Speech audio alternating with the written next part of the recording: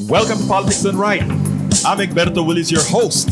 We are here at KPFT with a little bit of background sound, but you know how that goes. We get it cleaned up in a minute, and we're going to get it all cleaned up. I hope. Anyway, we have a great show for you today, everybody. We have two great guests. We have a community organizer, is what I call her, and we have a community activist, is what I call him. Anyhow, folks, title of the show today, Food Not Bombs. Nick Cooper, Ingrid Bond on mayoral debate. Rich countries must fix environment. Subtitle, Food Not Bombs. Nick Cooper visits to discuss the organization and the attack by the city. Ingrid Bond talks about tonight's Houston Mayoral debate, why rich countries must fix the environment. But before we get started, as I drove into the studio today, two things I saw. First of all, I saw the new prices of gasoline, okay? Supposedly we live in a free market society. Supposedly we live in a capitalist society. Here's the deal. Guess what happened? Let me explain why your prices are going up, folks. And then I want you guys to do something about it, starting by driving less and fixing the environment anyhow. But OPEC decided that they were going to take 1 million barrels or more off of the market. And the speculators decided that because 1 million barrels are off the markets, they can raise the prices, right? And they like to say it's one of those supply and demand market forces. It isn't.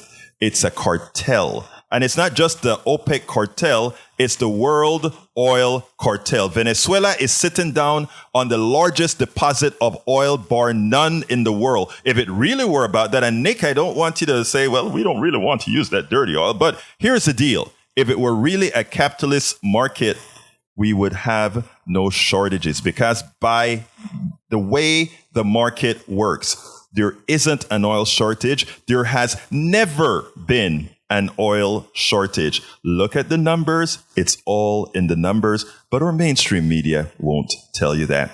The other subject is as I'm driving on 59, I see all those homeless people.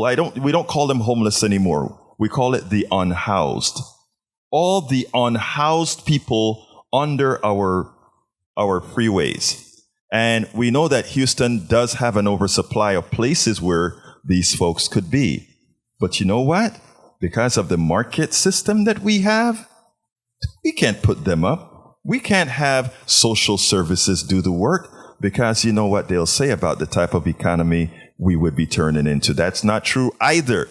It's about humanity, folks. But anyhow, we have two great guests. We have Nick Cooper. Nick Cooper is an American drummer, record producer, and composer, best known for his work with Free Radicals. Nick is also an activist with In the Media, Food Not Bombs, and a writer for the Free Press Houston and Houston Peace News. He is also a documentary filmmaker, a workshop facilitator, and a student of something I don't know anything about called Capoeira Angola, and virtual artist. Hello, senor. Hello. How are you doing, my dear friend? Doing good. Talk to me. Okay. I don't want to talk about our subject. I'm just introducing you because I want to get to Ingrid first. Yes. Well, I'm glad to be here. Thanks for having me on. You can say a little bit more than that now. Okay. I will tell you right now, our organization that shares vegetarian meals downtown has been doing it for decades. We're getting ticketed by the mayor, sending cops after us to stop us from sharing food with the homeless. Well, you know what? Let me tell you something, Nick. First of all, I was at I'm on the board at the Houston Peace and Justice Center.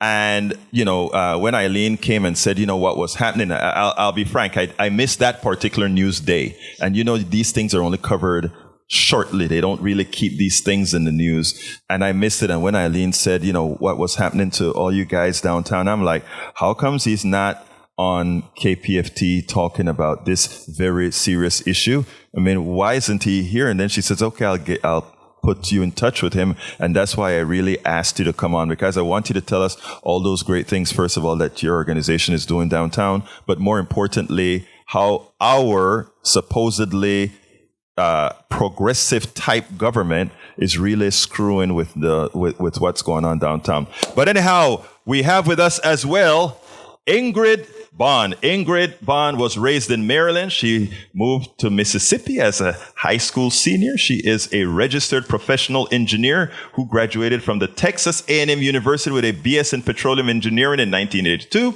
She is an effective community organizer, and there's a link to all that she's accomplished. And she is part of the Bayou Blue Democrats Club. How are you doing, Ingrid? Hello, Egberto. It's so nice to be here, and I will admit this is my first radio experience, so forgive any weird thing that happens or misstep that I make. I don't care if it's your first experience. You're a pro already, young lady, with all that you're doing, getting a mayoral debate put together with the folks down there. I think that is just great. Well, this all came to me, I would say, rather late in life. Like so many of us, I think in 2016, we were so shocked by the election results that many of us who previously just had not been involved in politics felt like we had to do something. And that's when I found out that in my neighborhood, there had not been a Democratic precinct chair representing us for at least 8 years. And I didn't know how to do it or what it even meant, but I knew it would be better than being vacant. So I applied to the Harris County Democratic Party and was accepted as a precinct chair. And from then, I've just increased my activities, which I don't have to go into too much detail for, but I am currently the president of the Bayou Blue Democrats Club, which is a club that operates under the county in a specific geographic region. So we are basically west of downtown to the Loop and bounded to the north by the Heights and to the south by West U. Well, beforehand, I did get it started. Beforehand, I tell you something. I don't know if you realize what you just did there. You just told people 2 important pieces of information that will encourage others to be politically involved. Here you are on the radio. First time on the radio, you say, doing a hell of a job. But it tells people, hey, I can throw myself out there and do something. And then you tell us you started late in life with your political involvement and look how much you've accomplished. I don't know how late in life you're talking about, lady, but I mean, but whatever the case is, you're accomplishing at whatever age you are a very important feat, which is what's necessary for us to really move this democracy forward. I have this thing on my website where I says political involvement should be a requirement for citizenship. And what I mean by that is that the reason things are so bad right now for so many is so many of us think we are impotent to actually make change in society. And when we start engaging, that is what we get. But anyhow, let's go back to Nick here. Nick, as it turns out, I saw Eileen brought to my attention that you guys were, and I think superlatives are warranted here. She said that you guys are on attack from the city. Tell us a little bit about, first of all, who and what is Foods Not Bombs? Well, Food Not Bombs is an international, non-hierarchical collective of chapters. So we're not even in touch with the other chapters. We don't have any centralized decision-making, but all of the chapters around the world basically follow the same 3 main principles, which is that we share vegetarian and vegan food. We're anti-war. We think that money should be spent on human need and not on the war machine, and that we're non-hierarchical, which is something that's, really fun and interesting, a great way to organize. There's not very many non-hierarchical structures around in Houston. There's certainly, but it works. We're an international attempted that actually with Occupy, and we had some issues with it, but you guys seem to get it to work very well. Well, yeah, of course. It is something that's familiar. We make non-hierarchical decisions with our friends all the time. What do we want to do tonight? There's no one's in charge.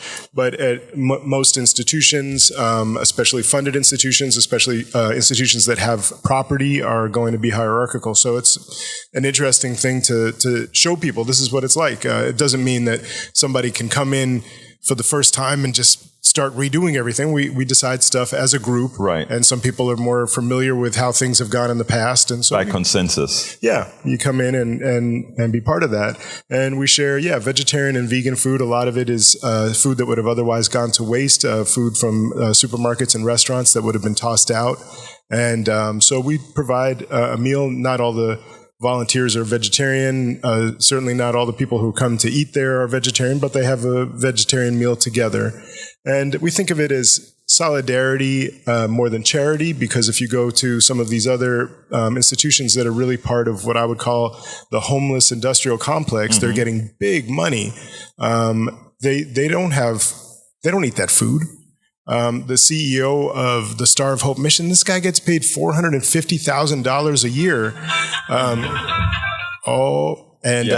He certainly doesn't sit down and eat the food that they're sharing there. This is big money. We're all volunteer, and so we're kind of a little bit more free to say whatever we want about the anti-homeless laws, anti-homeless policies, or whatever. We don't have to worry about the city or the Coalition for the Homeless turning off our grant money. So we have that freedom to be able to discuss these things. And there's all kinds of anti-homeless laws that are going on.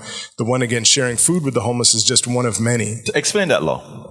So right now, under Anise Parker in 2012, it became a crime, a misdemeanor with a fine up to $2,000 to share food with more than 5 needy people in public. And we were like, we're not going to follow your law. We're holding a press conference. We're going to show how horrible this is. We're only a block away from City Hall. We're at the downtown library. Well, Anise Parker backed off pretty quickly and exempted us from the law, so that we didn't have to go through their system. Now, Turner is enforcing the law and writing us tickets that actually say on them the crime is food service event, in parentheses, feed homeless. That's the crime. And what they are using that to do is move us out of the library location to try to get us to share food in, of all places, a miserable HPD parking lot. And one of the organizations, not us, but one of the organizations that uses that same space, they were like, we can't risk getting tickets. They're on a different night than us. We're going to go over to the HPD parking lot and do what you say. So the first week they went, they shared their food. The second week they showed up, and they were like, well, the police are going to share the food. Just drop off your food here, and then you can go. And it just shows how quickly these ideas of what the mayor is ostensibly offering changes into like, just drop off some food and get out of here, right? We're an organization that we want to share an anti-war message. You do not hear an anti-war message on any platform. I barely hear it on KPFT anymore, right? We are a hardcore anti-war group. And one of the ways that we can spread that message is by holding events that have food at them. And that's exactly why the Florida chapter of Food Not Bombs was found to be innocent, that the law against sharing food with the homeless was struck down by a federal court in Florida because they said this is freedom of speech. These people have a message. They're anti-war. They're vegetarian. They're non-hierarchical in the way, and the food is involved in their event. And there isn't a sale or anything going on. No sales. I mean, none of it. We're 100% volunteer. We're not reimbursed for our gas money. We're not reimbursed for anything. So, if we buy blankets to give out to the homeless, we generally try to get donations to reimburse that. Let's get clear here, because let's start with Anise Parker. What you're actually saying is Anise Parker got a bill passed, because let's remember also, folks, Houston is a strong mayor city. In other words, the mayor has a whole lot of power in Houston. This law was passed that if you're giving food to more than 5 people in 2012, yeah. In 2012, it is a crime. Now, my question to you is that was calculated to ensure that you didn't build up a whole bunch of people that are coming to be fed, correct?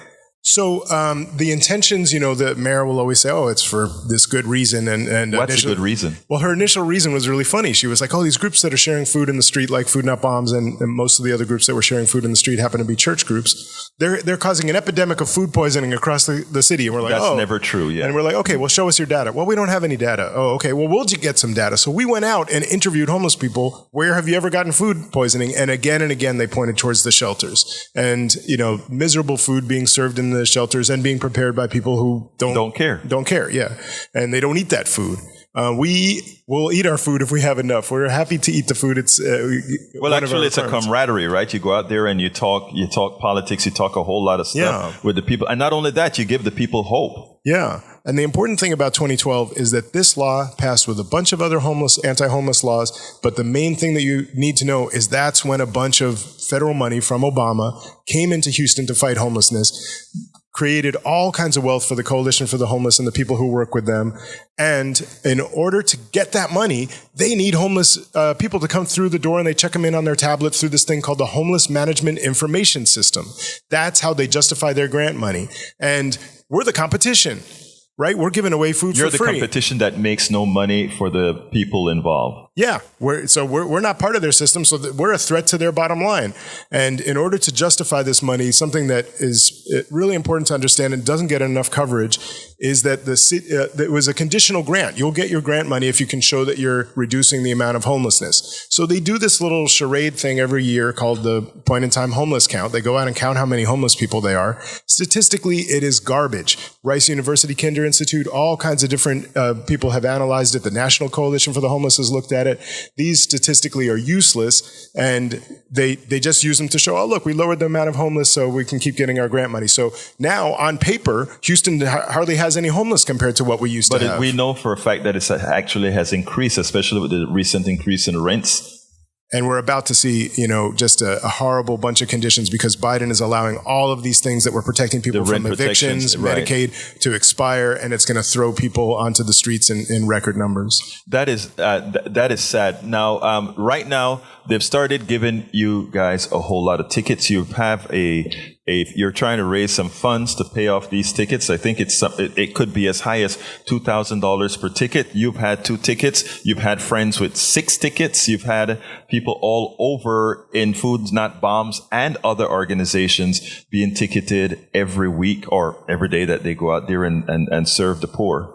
Imagine if all of that effort was done to try to create spaces for these people who are homeless. Well, I want to ask you a question. So you were talking about how the markets work. Mm-hmm. How in capitalism could you give decent housing to the homeless and then expect the working poor to continue working, right? Because, right now, homeless people people who are super poor can get food stamps, can get Medicaid. Mm-hmm. The one thing that they really can't get for free is housing. So if you were to give housing to people that had nothing, then why would the working poor keep working? I'm going to throw this right back at you. Right now we're increasing interest rates, correct? And I'm going to be with you in a second. We're increasing interest rates. That's what the Fed's doing. And the reason for increasing interest rates is they want to tamp down inflation. Bear in mind that inflation isn't caused right now by shortages. It is caused by people because they can raise the prices. They do. It's hard to find this message on standard media, but that's the only reason we have inflation now, because they can raise prices, period. That said, they're raising interest rates so that it will reduce demand on these plutocrats, forcing them. In other words, the government isn't going to say, guys, you must lower your prices. What the government will do is say, I will give pain to the poor. I will give pain to the middle class so that it'll force the plutocrats to adjust their pricing mechanism. To your question now, how is it in a capitalist society that you can pay low wages and not have housing for the poor who your capital depends on? And the reason why is, who said we were humane? Who said that our economic system was humane? What gave you the impression that our economic system was humane? You are living what our economic system generates. What the Fed chair said, and listen closely, the Fed chair said, I must raise the interest rates so that we will get 2 million more people unemployed. I repeat, that is not my saying. That is not Bernie's saying. That is not Elizabeth Warren saying. He is saying in order to reduce the inflation rate, we must put 2 million more Americans in pain. That is our economic system. That answers your question. Well, no, I still would like to know. For me, it's like, I've heard a lot of people say, oh, well, if we just had more humane policies, we could fix these things. But I've seen good homeless policies like the Housing First model come to Houston, and then when they get kind of figured out through the system of capitalism, which in Houston, basically real estate runs city council. Yes. Right. So when they get reinterpreted, how could you give decent housing to the homeless under capitalism, why would the working poor keep working? Why wouldn't they say, well, let's not work either, and then we can get this good housing, right? I believe, again, there's an answer to that. Look, when you grew up as a kid, you learned civics. Working was a good thing. That's what we learned. I mean, no society can survive not based on some ideological bent. Every society has an ideological bent, and our ideological bent is work. Yes, and that's a good thing. We work together to get things done. I don't care if you want to call the economic system capitalist or whatever you want to call the economic system, as long as it has provisions to take care of everybody. In your case, when you talk about how can we have housing, there's this thing that's been tested quite often that I've done interviews with people called the basic income model. In other words, let the free enterprise, not the free enterprise, I don't call capitalism free enterprise. Let the capitalist system go do its thing. But let's make sure that we have the mechanisms within that system that allows people to have a basic income commensurate with being able to have, in Panama, we used to call it la bolsa de comida. What that means is we make sure that you have at least a minimum of what a person can live on. Most people won't want that because most people, the way you grew up, you want to work. I work 16 hours a day. All right. I love doing that. You work how many hours a day? When you're out there serving the poor, what are you doing? Is that not work?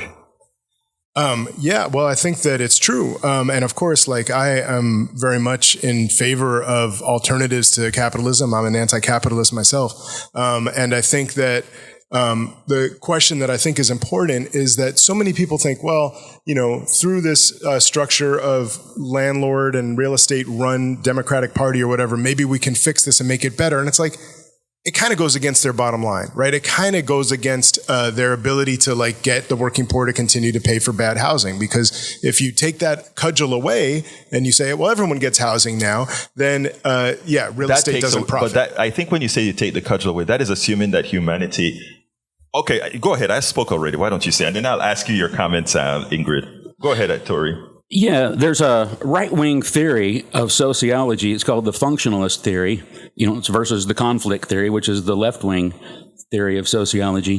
The functionalist theory says that any dysfunction in society serves to reinforce the system. And I think that's what Nick's getting at here. I mean, it's like from a capitalist perspective, folks driving to work and they seeing homeless people all over the place, it kind of cracks the whip on their butt, and makes them, it's like, okay, I better not, rock the ship too much and, just go to work, maybe not ask for that raise or just fit in because otherwise I might be homeless. And again, remember what I speak about many times.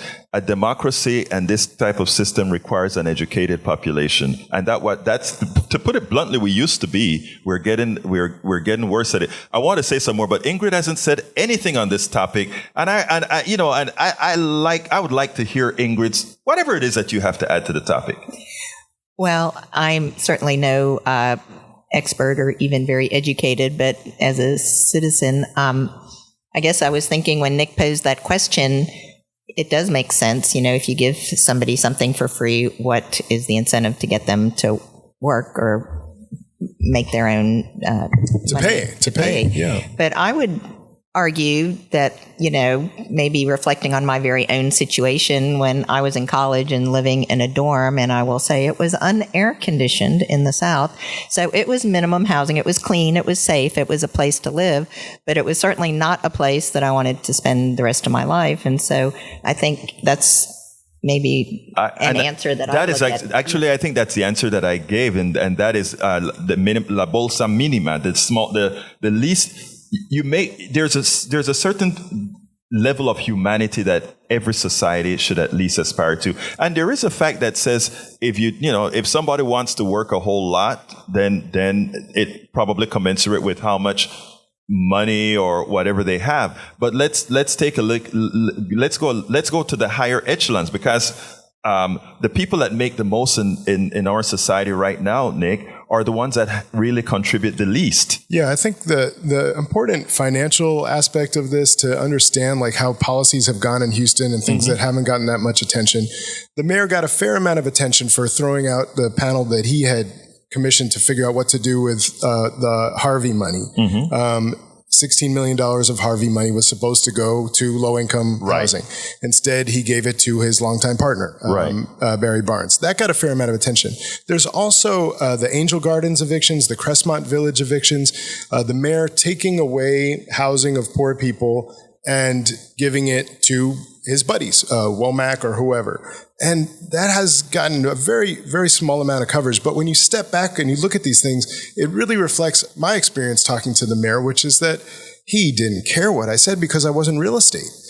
I'm sitting there. You didn't care what you said because you didn't have power. Yeah.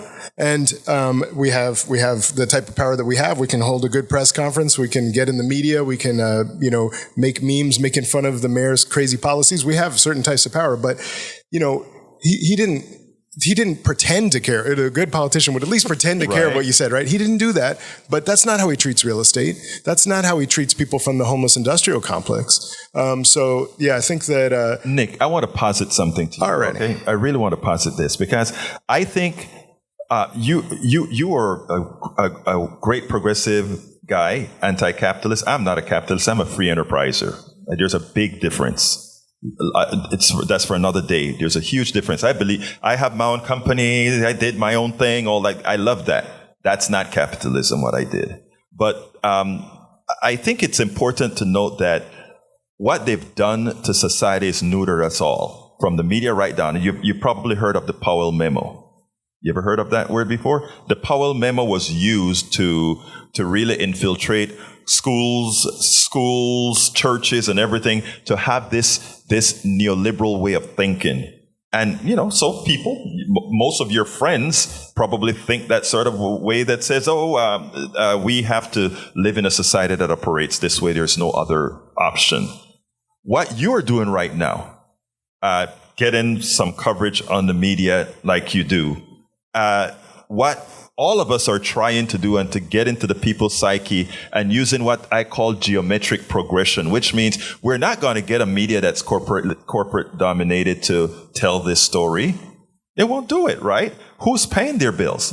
But we have to learn, in my humble opinion, as activists, how to work together, which is they bank on activists having their own little fiefdoms and not working together. You've never seen a more not bipartisan, just multi-partisan organization than the ones who were fighting against this law when it passed. All of the Democrats, except for Bradford, including Wanda Adams, who was like supposedly a big homeless advocate, voted, against the homeless. Right. The Republicans, because of freedom of religion to share food, were on the other side. So it was our group. I'm far left, and many in our group are. You don't have to be right to be in our group or whatever. But our group was working along with a bunch of Republican people in Houston with, every group you could imagine. There was a Muslim group, there was Jewish groups, there was churches, all kinds of people that were part of our coalition that were saying, don't steamroll over the homeless and pass all of these laws. And it was a beautiful attempt to fight these laws. But unfortunately, these laws are just coming down more and more in cities across the country. Yes. And this is not a new thing. I mean, I consider myself an activist, and I was ignorant to what was all the things that was going on with what you're doing and others like you're doing downtown. And big picture, forget us, right? We're just one group.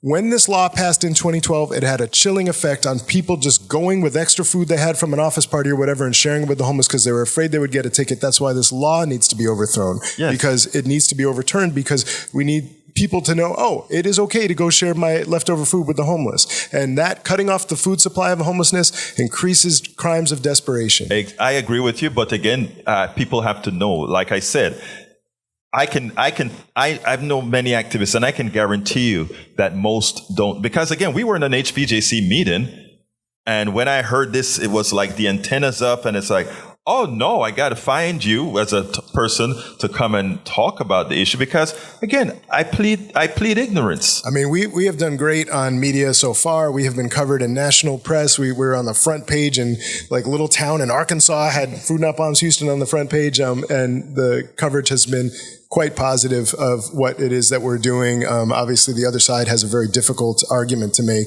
that it's best to cause more desperation.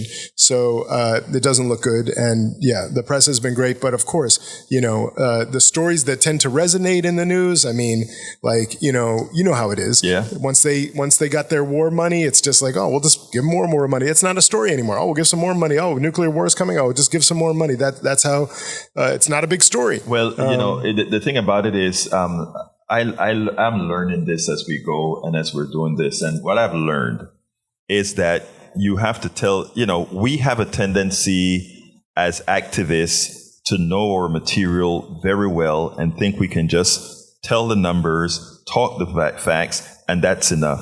I've learned over the years, and I'm still learning over the years, that I have to make Ingrid feel that the problems that you are taking care of right now is existential for her as well. And it is. It actually is, because as society degenerates, we get the increase in crimes that we see. We get all these things that ultimately will affect disease. Ingrid. I'm just using you, Ingrid, as an example, because I think, and that is where, Nick, I'm saying it's not enough for us to just tell what's happening. We have to make that story a story that affects those people who are listening to us as well. Yeah, I agree. And I appreciate that. And I think that, public health is really important and under-focused on individual health. You have every time that public health is something that you can vote for, people choose to go with the candidate who's offering public health. Biden said, if you have COVID, you will be covered for the rest of your life from the symptoms of that. He said, I will provide a public option. People are like, bam, that's what I want. I'm hearing about that. But of course, like if homeless people are sick, everyone else is going to get sick too, because that's how disease works. Yeah. So yeah. And again, like I said, what we're doing is one thing, but this is something that you don't do one time. It's one thing the right knows is that you keep repeating things over and over. And, right now, the right believes that folks that look like me is a danger to their existence, right? And that's what's happening in this country. See how many people... I think they're more focused on the transgender threat. Well, now they are. Yeah, but you get my point. Yes. My point is that if you take a look at it, you have to get into people's faces. Ray, come onto the air, and we're going to see what Ray has to say and move on. Alrighty. Come on, Ray. Hey, Egberto, I was just tuning in and listening to your conversation here with these fine folks doing the work that they do. And it really hurts my heart to hear the level of bureaucracy we have at the city level as far as, these people are putting in their hard-earned time. They have to spend money on this food. Yes. This is resources going into this cause. And the best way the city can reward them, as they say, all good deeds no good deed goes unpunished. Mm-hmm. The best way they can reward them is by serving them with tickets. And where is the money from those ticket revenues going? I'd like to know. Well, it's probably going to go right back to the real estate guys. Anyway, look, Ray, you hit the nail on the head, right? There's so much that we could do right now for the homeless. We have a lot of places, We have a whole lot of places. Yeah. HPJC, you say. Yeah, you can help us out. If we need this money to pay tickets, we will use it to pay tickets. Hopefully we don't end up using the money to pay tickets and then we spend it on the stuff that we normally spend our donations on, which is beans and blankets. So that we are at hpjc.org/FNB for Food Not Bombs, hpjc.org/FNB. And that's a great way that you let can me tell you, if you're trying to bankrupt it, we won't let that. But anything else you want to add, Ray, before we go to Ingrid, and Ingrid tell us all that she's doing to get the mayoral race debate today? Okay, yeah. I want to just point out to your grander argument of just being homeless. Mm-hmm. When you talk about antiseptic slavery. That's what I like. That's my word, man. Yes. We are all antiseptic slaves. Yeah. It's basically the fear of that that keeps the working class in line. It's like, you might hate your job. I could say I hate my job because I called in today just because I didn't want to do it, and yet, you still want to hold on to that because what's on the other end is total destitution possibly, and the indigence of trying to find a place to stay. And that's enough to keep a lot of people in line so they don't have to depend on, what people like yourself do in the community and feeding the homeless. They don't want to have to rely on those resources, so they keep coming to work. George Carlin said it best. Oh, man, that was a great piece that he did. Say it without the dirty words. Keep them coming back to these jobs. It's like the middle class is there to scare the crap out of the working class. Oh, yeah. I love George Carlin, man. That's one of my favorite comedians. I don't call him a comedian. He's a lot more than a comedian. He's understands, a philosopher. Exactly. He understands society and he understands how the system works. Hey, Ray, thank you so kindly for calling as usual, my brother. All right, y'all take it easy, man, and keep up the good work. All right. Dennis, come on in, and then we'll go to Ingrid. Come on in, Dennis. Yes, sir. Can you hear me, Egberto? Yes, senor. Okay, and I was going to make a statement and have you comment on it. Yes, sir. I wanted to mention just in passing that I saw George Carlin front row at the Arena Theater. Oh, man, I'm envious. Around 98. I'm envious. Yeah, it was amazing. And but listen, here's my comment I wanted you to comment on, which I have heard. One of the definitions of fascism is, as I've heard it, is collusion between the government and industry, or got that government and corporations. Yes. So what do you think about this? It seems to me that one of the reasons that prices on a lot of things have gotten higher under the present administration is because, it's corporations, it benefits them for there to be deregulation, even though it's a bad thing for the people, be it the banks, the oil companies. And I come from that background, and I'm not down on oil companies. I like the guys too. Yeah. But, you could say, hey, we'll just keep prices high and we'll blame it on this guy. You know what I'm saying? Dennis, look. That's basically all I have to say. I'll hang up and let you comment. Thank you, brother. I appreciate it. Thank you, sir. Let me tell you, everything that Dennis says is correct, right? I've had shows on where we broke down inflation and proved, and notice I didn't say we think, we proved that inflation is nothing more than because they can. Nothing more. There was never a shortage, none of that. When they talk about employee shortage, you can't have an employee shortage when you have 3 million people trying to get into your country. There's a whole lot. You can't, look, we have just learned how to be lied to and accept it. And because, it's just the thing that we do, but we have to change. But anyhow, Ingrid Bond, look, I thank you so kindly for showing up. Don't go anywhere. We're not done with you, my brother. Okay. Let me ask you to tell us about what you've arranged for tonight. Okay, well, before I even get started, I was going to make a little observation on some of the callers and please do talk you had, because I have just seen from personal experience that one of the roots of our problems are, I don't know when they stopped teaching civics in school, but I have 2 daughters that are in their 20s now, and when they were in high school, they were not required to take a basic civics class, which I certainly remember in my day. But another thing is that, I did make sure they got registered to vote, and they both were 18 before they graduated from high school, so they both got to vote. But in my work now as a precinct chair, what I found out is every school in Texas is supposed to give high school seniors or anyone over the age of 18 2 opportunities a year to register to vote. And they are not doing that. The government does not want young people to be engaged. They don't want them to register to vote. And I've worked with another volunteer, Eliza Garretts, who is amazing and has contacted many of the principals at HISD and also in ALEAF.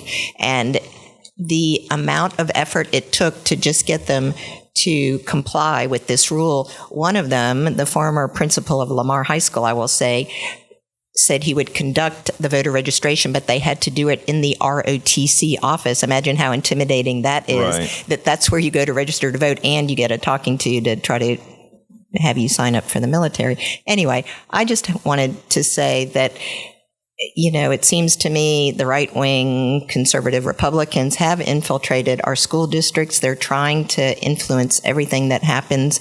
And you start with the education. I know young people don't have a propensity to vote, but you have to teach them why it's important.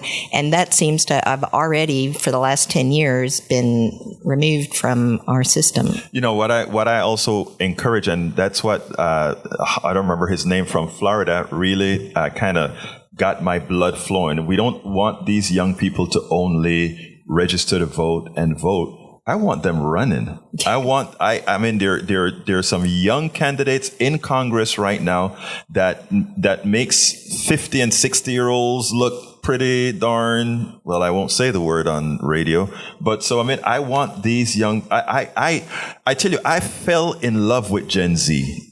That's your daughter's age at 20, because they don't care. They will come out there and they are not going to fall in line. Even as they haven't gotten civics in school, they've gotten civics on TikTok. And I tell you something, I don't know about you, I love TikTok, and I love getting some civics on TikTok with verification. But before we continue, tell us a little bit about what you came into, and then we'll move on. Okay, certainly. So our Bayou Blue Democrats Club has had a few candidate forums in the past. In 2018, our very first year of existence, we hosted a candidate forum for all the Democratic candidates for the CD7, which at that time was held by John Culberson. Mm-hmm. And I remember that one. It was very competitive, and we felt very strongly afterwards that we had provided a good service because there were 7 candidates running, and people wanted to know who they were, and there were a newly group of, activated political people. So taking from that, and the last every 2-year elections, we've tried to focus on candidate forums where the people who are members of our club and our community can come out in a very low-key, casual atmosphere, really see these candidates. And so tonight, what we're doing is we've invited every candidate who has announced that they will run to appear at a forum that we are hosting. We have a normal meeting spot, which is St. Stephen's Episcopal Church, but we had a very good response, over 200 people, so we've moved our location. So it will be at 6 o'clock tonight at the IBEW Hall, the International. What time is it going to start?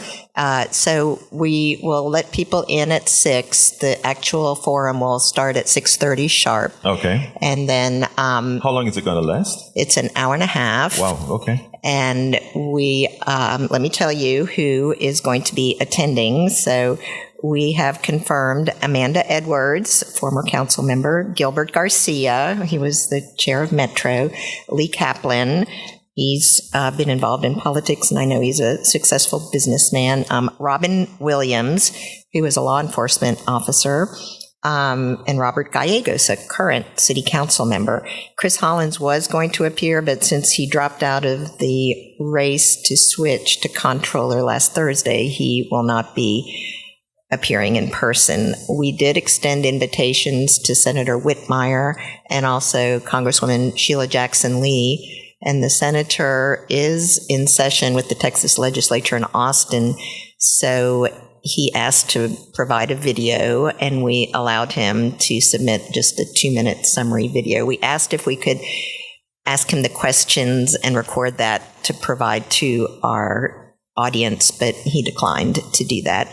And as of right now, we do not know the status of the Congresswoman.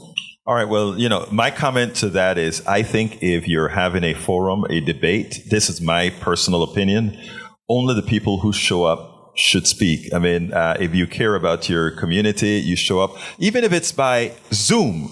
We're in a technological age right now.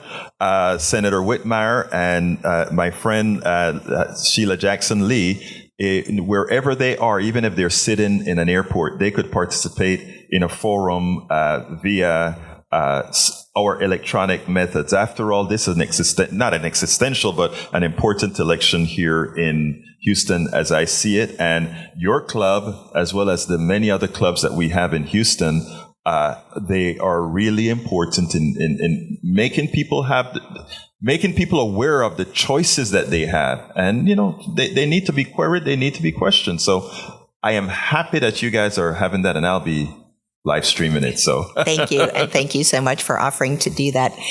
It is, a little overwhelming. And first of all, I also wanted to say that our moderator is a great guy, Jaime Rodriguez. Jaime Rodriguez. We've had him on air here as well. Yeah, he's a great guy. He has great experience in all realms of politics. He's a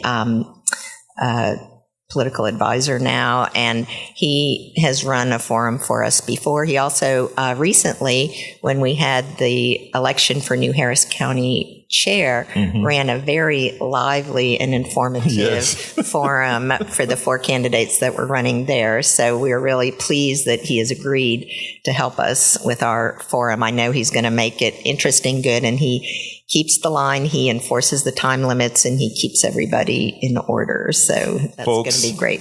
Bayou Blue Dems. Democrats, Bayou Blue Dems have made the right choice in selecting Jaime Rodriguez, because I tell you, he really had them humping for that last chair, and he asked some questions that politicians don't generally want you to ask, which is, I think, would have made Nick happy. He did. The one, I think, brightest highlight that I remember is he asked each of them to pull their phone out of their pocket and call one elected official, just to show how close or connected these candidates were with the political process. That was a trip. I had to go up and backslap him, but I am glad I wasn't one of the politicians out there running, because I don't know. But anyhow, for the folks that are online, I want to, you guys, sorry I didn't really get to a lot of you, but I have two very folks that really had a lot to say here. But welcome Eric Hayes, welcome E2247, welcome Bruce Pollard, welcome BD Pollard, welcome May Wood, Lee Grant, and all the others that I'm scrolling by with my eyes, even though it's better. Mike is in the house as well. Welcome aboard, Mike. Did you want to tell us something about those CDs you have in your hands? Oh, well, of course. Check out Free Radicals, our last 2 albums, White Power Outage Volume 1 and 2.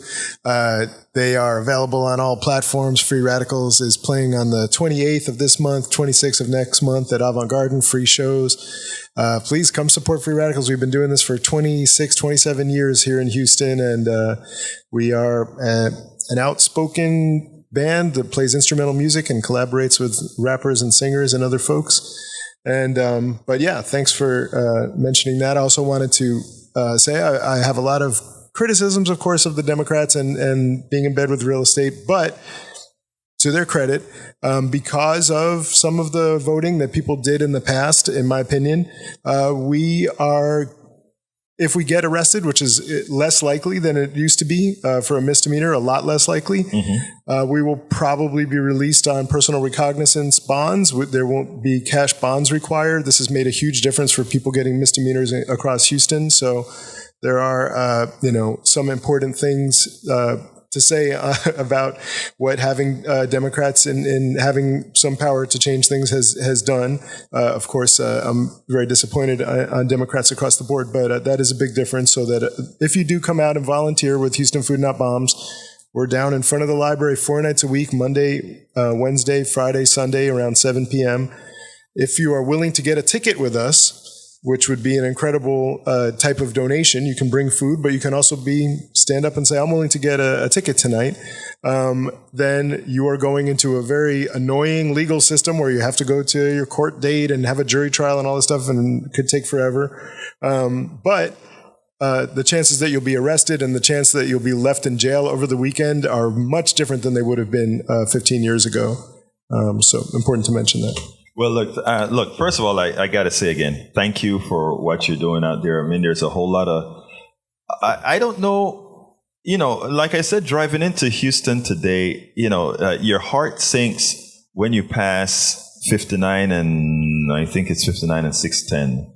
And there's a whole community. We need to change the narrative, because right now, the New York Times, yes, The Intercept, They both looked at this data, this, as I explained, The this bogus bunk data. Yeah, that the homeless count, we're reducing homelessness. And they're like, what is Houston doing right? Let's interview people and officials in Houston. What have you figured out? I'm like, didn't you even look at You said The Intercept was one of the culprits that actually believed the data? Yeah, Ryan Grimm went on the Hill interviewing Houston city officials to say, what have you figured out? And he has this guy come on and just say his usual talking points or whatever. It's like Houston hasn't figured anything out. They've just figured out how to generate the data they need to get their grant money.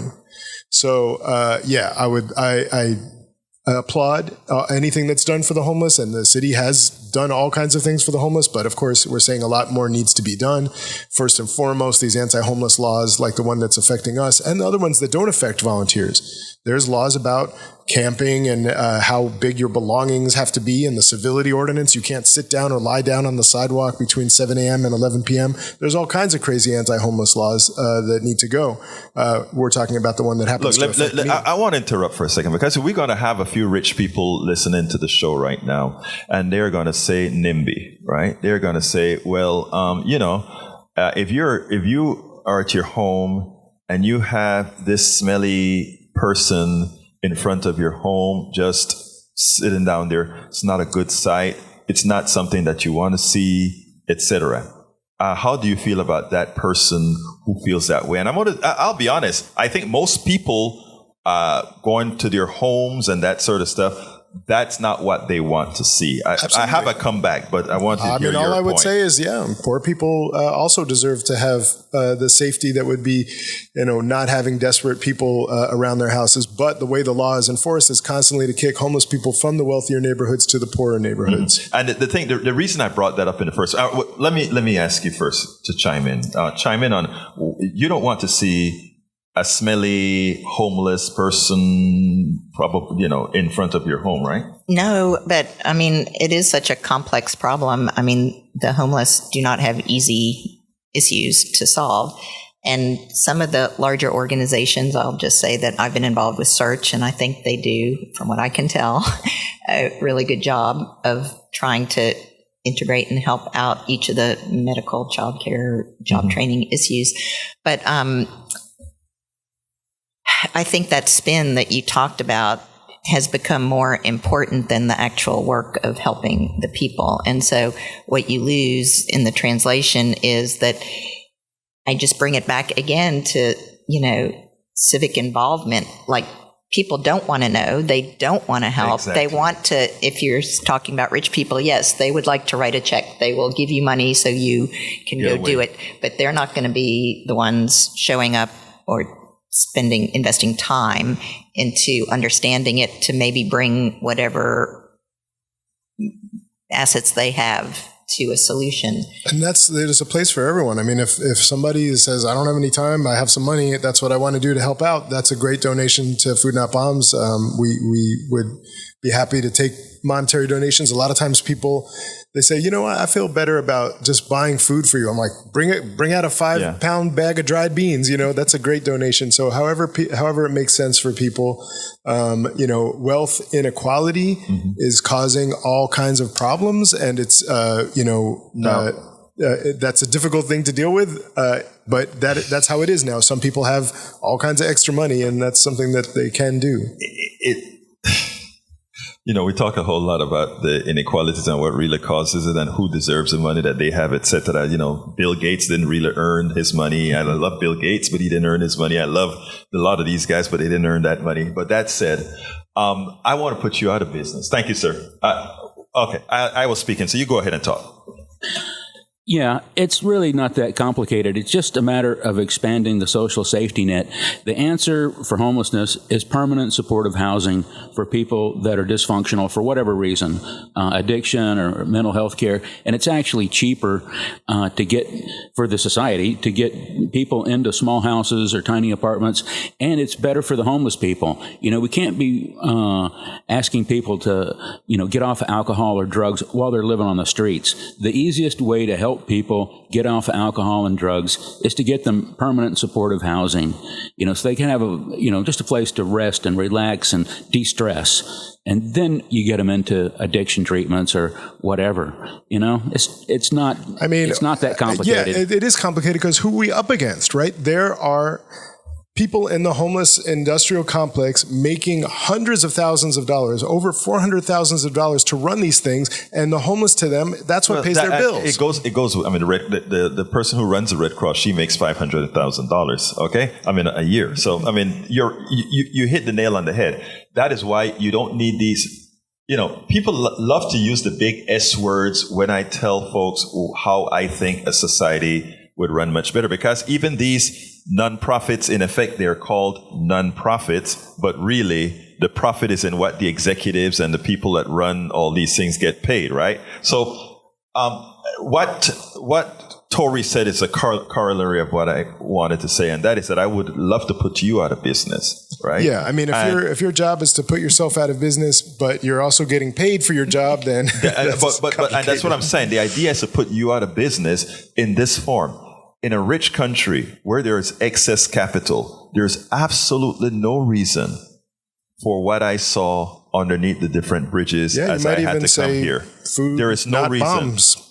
Exactly. But again, I don't want you doing food, not bombs. I want to listen to your music. Whenever you're out there taking care of that, you ain't playing music.